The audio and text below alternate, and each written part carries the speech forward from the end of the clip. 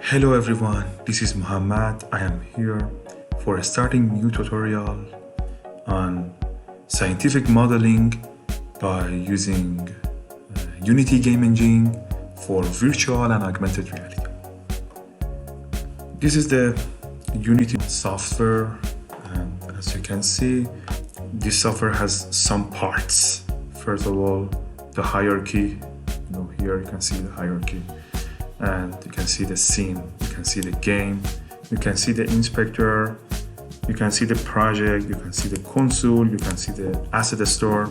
For example, you can change the position of these parts. For example, if you just click on something like this here, you can see there are some options. For example, add a tab. For example, you can add a scene to this part, we can add a game to this part, add a hierarchy to this part. And for example, or here, for example, if you click on it, this option, or here, if you click, you can close this tab, you can add a new tab here, and you can put all of these windows whenever you want on your screen. So let's start to speaking about these parts. First of all, you can see the hierarchy here, and the hierarchy is the place that all of our objects will be in this part.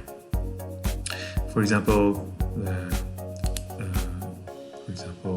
here we have a main camera object, and we have a directional light as a default. Here, but you can add any objects to here. And we have a scene, scene here. The scene, you can do many things you want actually here with the objects, and at the end, when you click on a play here, the game part will be automatically on and you can see it. And we have an inspector, and we have a project.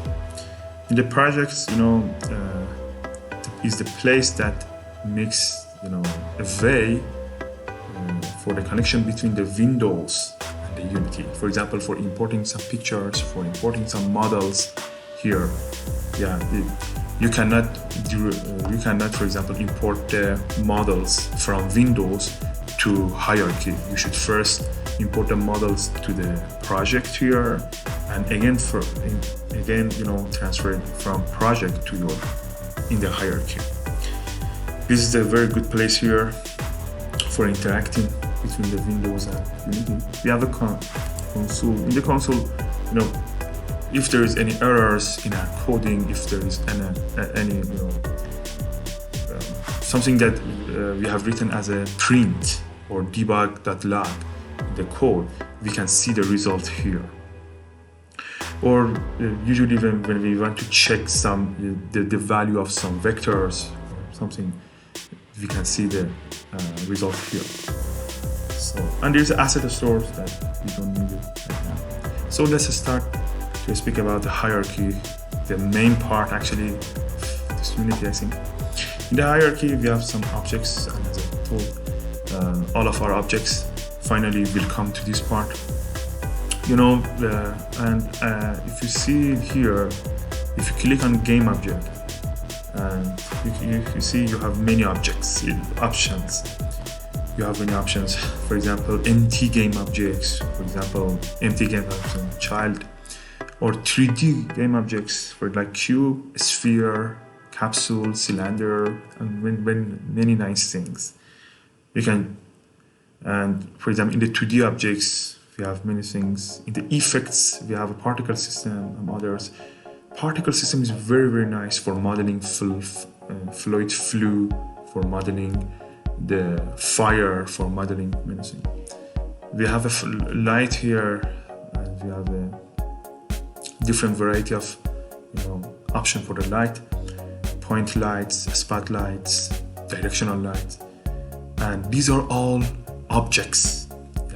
And when I click on them, for example, 3D objects, when I click on a sphere, when I click on a capsule, we will see them in a hierarchy place.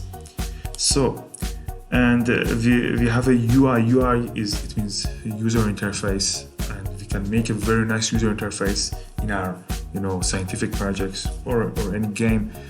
User interface, for example, when you want to play games, you can see the menu at first. You can choose the level of games. You can choose a new game. Yeah, this is this menu is kind of UI, user interface, and we can make it.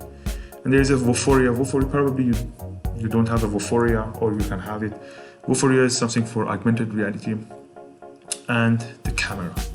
And if I click on each of them, for example, a sphere, this will come to here in the hierarchy. This is very important because all of them are objects. And if I click on for example, many things, I don't know, for example, effects, for example, particle system, again it will come to here. Yeah, and we can see it in the scene. We can see the sphere in the scene. You just click on it. Yeah, so, and as you can see, if I click on each objects, all of them has some same features. It is very important because all of them are objects, and all of them belongs to one family, objects. And this family, this class as objects, have some features which is same in all of them. And you can delete them, you can copy of them. For example, if you click on it and you press the delete on the keyboard, it will be deleted. If you click on it and just press Ctrl and D on the keyboard, it will be copied. And again, you can use the delete for deleting. If you click on a sphere or direction light, camera, or any objects here, you can see there are some options here. And for example, there is this is for rotation tool. This is for moving tool. For example, here I can change the position of it. And this is our X and Y and Z direction. And so you can change it. And there is some options for scaling here and other things. And if you click on all of these objects, you can see all of them have this feature. This is because all of them are objects.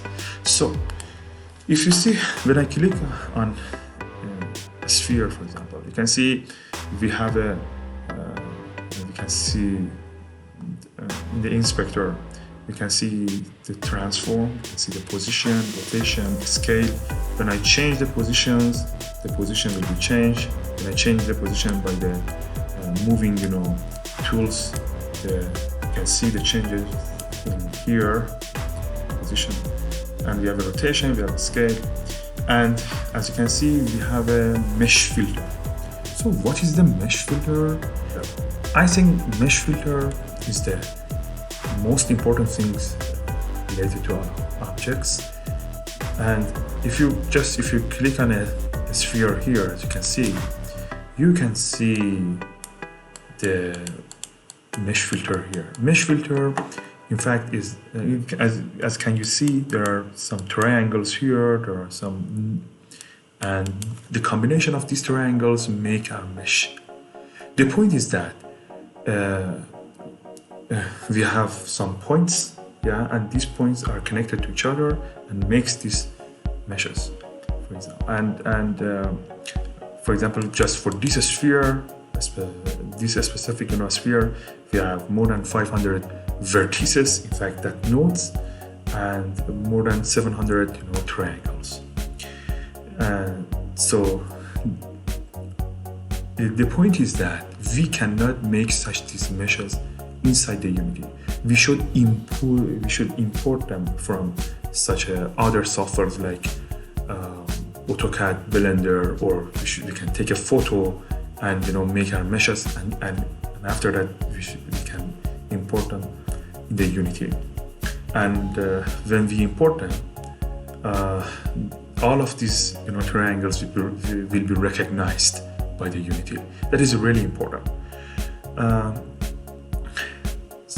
And also we can make such these meshes by using C# code, and there is a method, and the name is procedural, meshing, and we will speak about it. So again, click on sphere, go here. We have a mesh renderer. Mesh renderer, so it's something related to material and all of things for rendering of the mesh. For example, if you click on the material here, there's a place for adding a material. And there's a sphere collider. A sphere collider is related for detecting the collision. For example, we have a sphere and some other things when have a collision with this, and with the sphere collider, this collision will be detected, and this sphere can understand something as a collision with this. So,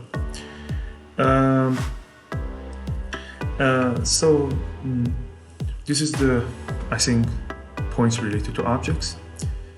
And if you click on the projects here, and we have a scene folder here. So if I can right click here and we have some options here, create. We have many options, C# and material. I think is very important for us. C# scripts and material. And we have a show in Explorer. Why big?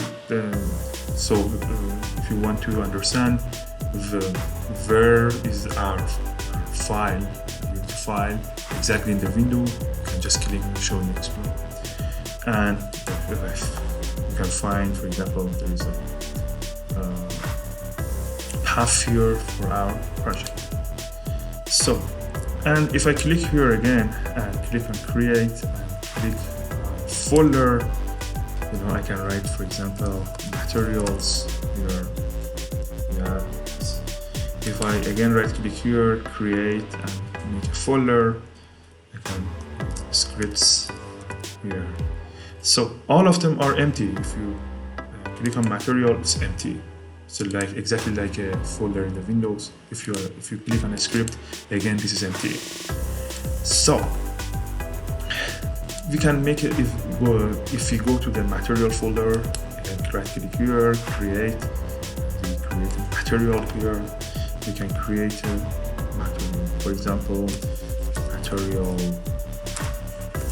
mat1. This is the name of our material. And if I click and as you can see, we have many options: transparent, fade, something. And if I click here, I have many options for this material. For example, you can see the changes at the right side of your screen. So yes, this is the red material. So again, click on sphere.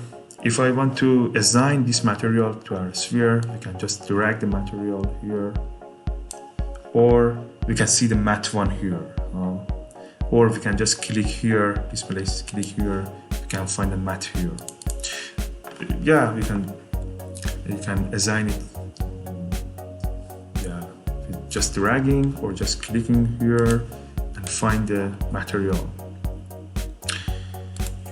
So this is material, and you can do it exactly with the other objects. For example, let's go to again game objects, creative, for example, cube. For example, put it here. Yeah, as you can see, again we have a mesh filter here, and if I click on it, you can see the triangles here, and the nodes. And for example, this cube has 24 vertices and 12 triangles. Yeah. So if I click on it, and if I want to change the color of this, for example, I can go to the material folder here, go here, create, material, mat2, and you can change the material, for example, to green. For assigning material to this, just click on a cube here, or clicking on a skin on the scene on it, and go here, find the material number 2. These are materials you assign. And the point is that if now I change the material here, for example, from green, change the material here from green to yellow, the color of the the cube will be changed. Can you see? And as you can see, yeah, it means that it's not needed to again assign a new material to this. Yes, yeah. Yes. So we have these options here and material. Now let's go to very nice part using C# code, and we have many options here for each object, and we can change them, all of them, by the code, by the C# code. So let's start. In the scripting folder, let's open it and right click here, create, and you can see the C# option. Just click on it. Pay attention to the name. You should not use a space in your name. You should, pay attention. The name is very important. Just put a very simple name. For example, project 1. You can add the number, but you cannot add a space. When you click here and double click on it, you should wait for the Visual Studio. Yes. So, as you can see here, this is a Visual Studio and this is a C# code. And the first of all, this name here you can see as a project 1 is exactly the same name as you can see here of your folder. Pay attention to this. This should be exactly the same as the name here and the name of the file. You should not change this name. Otherwise, you will get an error when you want to run the code. So, first of all, we have some option here. Using. What the meaning of using? Using what? Using the libraries. These are such a libraries in the Unity. If you come here in the references, and if you click on it, you can see many libraries for many things. For drawing, for example, 3D. 3D is a tool for using all of the CPU capacity simultaneously, and this really increase the speed of calculation and the speed of your model. These are very nice libraries here, and you can use all of them. So, and we will try to learn all of them gradually. Just right now, if you go to the public class, you have a void start. This is the function here, and we have a start and we have an update. In the start, if you write any code here, and then save the code, and just in the Unity, if you play it, you can. This code here will be run, exactly when you play it, when you press on the play button here. And we have a update function here, and when you write a code here, this code will be run in each frame. Each frame is about it means that this code will be run 25 times in a second, and it will be run, and it is really important and really I think good things in the Unity. So don't worry, you can understand what are they using exactly by just some simple examples. For example, a very simple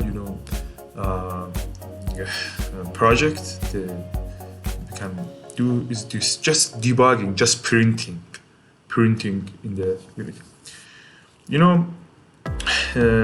If you want to print something in a Unity, print the value of some vectors, print some words, you just should do it something with the debug.lock like this. Look at me, back, and you can see the option here. When you see the options, stop your writing and just press tab, debug, yeah, and put a dot and say log, and again when you see the log, press tab. So pay attention, the L is big L, the D is big D. C# is really sensitive to the, this is a big, or this is a small, L, this is a big or a small d. This is, the C# is really sensitive on these things. Pay attention to this. And put the parentheses here. So debug.log what? For example, you can put here, hello, my friends. Yeah, so. And at the end, it's very important, you should put semicolon.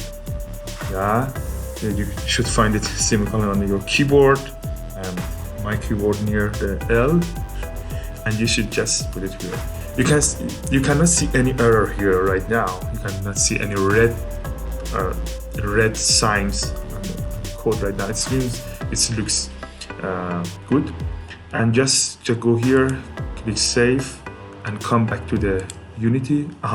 So before running, all of the codes should be assigned to one object. And it is not important which object, don't worry. Just the code cannot be run without assigning to the objects. If I right now, without assigning this code to any object, if I click to run, nothing will be happen. There is nothing. There is in the console, we cannot see anything. But if I, for example, the game object, create an empty game object. In the empty game object is the object that, doesn't have any, for example, features like mesh renderer, mesh, and it has just, the transform. You can change it. You cannot see anything in the empty game object because it is empty. In fact, it is empty. So, if you click on it, you can see something like this, and you can change the name of it here, the controller, for example. Yes, you can see the name. Just assign the code to controller. You can assign it by dragging this and do it like this. Yeah, you can see the code here in the right things, because this is such a feature we assign it to the object. Or if you come here and remove the component, you can again assign it, but assigning with this method here. You can see again the code here. And now when I play the code and go to the, you can see hello my friends here, or if you go to the console, you can see hello my friends here. Yeah, yes. So if I put this sentence, if I Control X to cut it and put it here, the void update, and click on save and come back, in the right bottom you can see the calculation. So now if I play it, it will be done more than 25 times per second. Yeah, because you can see here now you have more than 900 times it's done. That's why, because we have written this code in the update function. It means that it will be done in each frame more than 25 times per second. Yeah, this is the difference between a start and update. In the start, that this code will be done just one time and when you click on a start, but in the update this will be done very many times per second. So this is and so if you want to deactivate this line of code, just add two things here like this. Exactly we have here, exactly we have here. This will deactivate this. If I save it again, run here.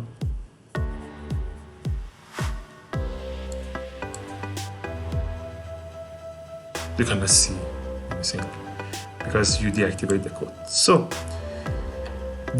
now let's go to very nice things of writing code, and how to control the objects with the code. Yeah. So first of all, the important thing is that how these objects should be recognized by the code, how we can connect the objects to the code. This will be done in the code by adding some lines, some lines, code. So let's go to just press enter to make a space here. So if I write public, for example, game object, again stop your writing and press tab and put one name. For example, you can put any name you want, RT1, for example, and at the end you should put semicolon.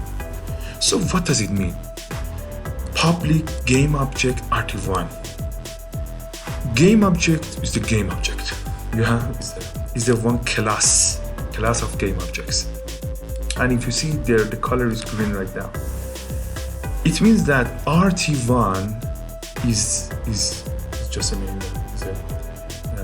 Is the one member of the game objects for the code. For the code, RT1 is now one member of the family of game objects. Yeah, so that's very good. It means that in future, as you remember, any game objects, any objects has some features. For example, if you see in the transform, if you see in the Unity, for example, this cube objects has some features like transform, mesh filter, mesh render. So because these are game objects, so when we define RT1 as a game object, it will be such a one game object. So it will have exactly like the features exactly like others. For example, if I in the void start I write RT1 dot transform, press tab dot. If I come back to the Unity, in the transform, what we have, for example, position, rotation, scale. Here, dot position. Wow, I can. It seems that RT1 is recognized. It's recognized. For example, if I write debug.log and put it here to know the position of RT1, and so it should show me the position of game object RT1. So the question is that RT1 now is a virtual object. We don't have any object here as a RT1. It is just a virtual object. We just define it for using the code. So when we use the public here, and save it and come back to the Unity here, you can, and again click on the controller with the folder which we assigned the code to that. We can see RT1 is now added here, and we can see there is a place here for adding one object, in fact. And this object could be any object, will be read as a RT1 in the code. And you can assign all of this physical object here to this. For example, if I click here, we have all of this object. For example, cube. If I click on the cube will be here, but the cube will be recognized as a RT1 in our code. And debug.log will show us the position of this cube. For example, if I run it, look, if you see here 2.2x, 2.1y, and -10 z is exactly, if I click on a cube here, you can see if I these are exactly the same as we are here, you know, just because this is to make it here exactly the same position of the cube. Yeah, 2.2, it's about 2.1, and it's about -1. So I can, if I come back again to controller is the file which we assign the code to that at first, and change this, for example, to a sphere. If I can drag a sphere here exactly, and put it here, a sphere. Again, in the code, a sphere will be read as a RT1, and this debug.log will show us the position of a sphere. If I again save it, come back here and again run, if you see, for example, -3.5, 1.6, -0.5, again click on sphere, you can see these are exactly like we have here. So that is very good. Right now it means that we can do many things we want with the sphere, the code here. Okay. For example,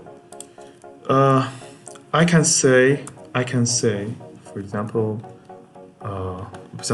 in the update function, if I clean the code here, the updating function, I can say if I consider a very local variable, for example, vector3, for example, local variable, it's not important the name. For example, local var equal to rt1.transform.position. Yeah. So what does it mean, this line meaning? This line meaning that we define a variable local var, and this is vector3. What the meaning of vector3? It means that, like, vector3, it has a 3 part, x, y, and z. We can define as a vector2, x and y. Yeah. Vector3 local var will get the position of the RT1. RT1 can be a sphere, RT1 can be a cube, anything we just put it in that, anything we just put it in the controller. RT1 can be anything which we just assign it here. For example, now cube. For example, you can assign a sphere. You can, for example, add many other objects and assign it here. So local var will be the position of this, and we can say local var equal to local var plus the local var, for example, that x. It means that the x part of local var x plus what? Plus, for example, one number, 0.01 f. It means that I added one number, 0.01, to the x part of position of the object RT1. And as I have written this code in the update function, it will be done, you know, in each frame. It will be done more than many times in each second. So what you really expect? I really expect that this game object should be walk in the x direction, and because this code is run more than many times in the second, so we really expect something like this. So, and let's to finish the code. And so now local.x equal to local.x plus one number, and again we should assign that local var to our objects. rt1.transform.position, again use tab, equal to local var, and adding the semicolon. So if I save it and come back to the Unity and just wait, and then now click on play, can you see the sphere will go to right. And this is very nice, and as we expect, something like this. Yes, I can change the controller if I change the sphere to cube. So what we really expect, really expect that the cube should, go to the right, go to the X direction. And I click, play, the cube will go to the X direction. And it's exactly what we really need, what we really, write here. And it's very easy. Just think before do anything, just think and just write the code exactly based on what you really need in your code. And that is very, very important. And related to this number, I used F, because if you delete the F, you will get an error, because this number cannot be recognized for the C#. F, it means float, and we have two numbers, integer and float. F, it means this is float, and you just save it. For example, you can say to the you can write a code for moving objects to, for example, to up, moving objects in the Z direction, X direction, Y direction, and anything you want. Not only the position you can change, but also you can change the scale, you can change the rotation, and that is very important. So that is really nice, really beautiful. These codes are very simple codes, but very important.